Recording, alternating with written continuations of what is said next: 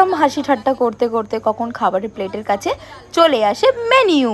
প্রথমেই পাতে পড়ে যায় একটা কড়াইশুঁটির কচুরি। আমি একটাই নিয়েছি, কারণ আমি জানি দুটো খেলেই আমি জানি এরপরে আমি কিছু খেতে পারবো না। তো একটা নিয়েছি, আর এখানে চানার তরকারি, যেটা এই দুটো খাবার খুবই ভালো ছিল। আর সাথে স্যালাড আর জল তো স্বাভাবিক, জল তো খাবেই লোক, জলও দিয়েছে এখানে। কিন্তু খেতে এত সুন্দর এটা, এছাড়া তো মনে হয় আমি যদি এটাই 4-5টা খেতাম তো আমার বেস্ট হতো, কেন আমি এইসবই খেতে ভালোবাসি। রাইস খুব একটা আমার পছন্দ নয়। তারপরেই পাতে চলে আসে একটা ডিমের চপ, যেটা খুব কিউট ছিল আর খেতেও খুবই ভালো ছিল। তারপরে পাতে এটা শেষ করতে না করতেই চলে আসে রাইস, তার সাথে আসে ফিশ। ওয়াও, ফিশটা তো আমি কিছুই মানে মাছই বলছি, মাছের কারিটা এত ভালো ছিল।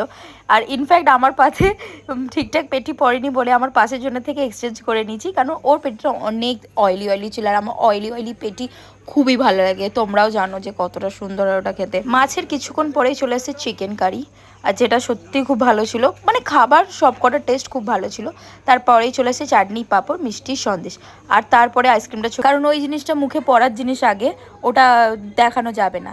তারপর হাজমোলা দিয়ে সমাপ্তি করে, আর খুবই ভালো ছিল খাবার।